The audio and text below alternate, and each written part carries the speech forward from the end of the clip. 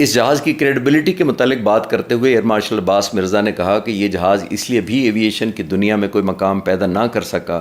کہ آنے والے وقتوں میں اس کے 3 پروٹوٹائپ جہازوں میں سے 2 جہاز حادثوں کا شکار ہو گئے اور دونوں میں پائلٹس بھی اپنی جان سے گئے۔ ایک پائلٹ لاس آف کانشیسنس کی وجہ سے ہلاک ہوا اور دوسرے طیارے کی انورٹڈ سٹال کے دوران وقت پر ایجیکشن نہ کرنے کی وجہ سے اپنی جان سے گیا۔ اگرچہ دونوں ایکسیڈنٹس کو جہاز کی کسی فنی خرابی کی بجائے قسمت کی خرابی سے منسوب کیا گیا، مگر ان حادثات نے اس جہاز کے بارے میں شکوک پیدا کر دیے۔ حالانکہ 10 سے زیادہ ممالک بشمول پاکستان، بحرین، ساؤتھ کوریا اور اردن نے F-20 میں گہری دلچسپی لی، مگر امریکن فضائیہ نے اس جہاز کو کوئی خاص اہمیت نہ دی، جس کی وجہ سے اس جہاز کو بین الاقوامی فروخت میں بھی ناکامی ہوئی۔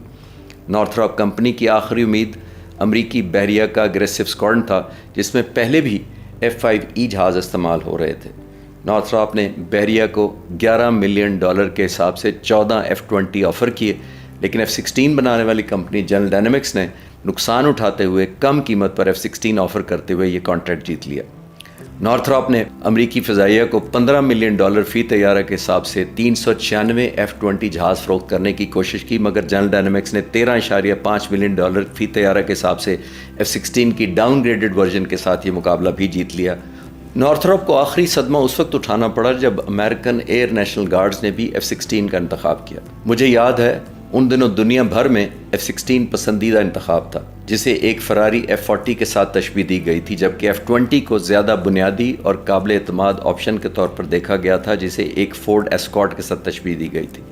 نارتھراپ نے F-20 کی ڈیولپمنٹ میں اس زمانے میں $1.2 بلین خرچ کیے۔ اس جہاز نے 1500 سے زیادہ فلائٹس کیں اور 15 ملکوں کے پائلٹس نے اسے اڑایا، مگر بالآخر 1986 میں F-16 کی بہتر پرفارمنس، لانچ کے انفیوریبل ٹائمنگز، F-20 کے 2 حادثات، مارکیٹنگ کی ناکامیوں، سیاسی مسائل اور امریکی فضائیہ کی طرف سے نہ ملنے والی سپورٹ کے بعد یہ پروجیکٹ ہمیشہ کے لیے ختم کر دیا گیا۔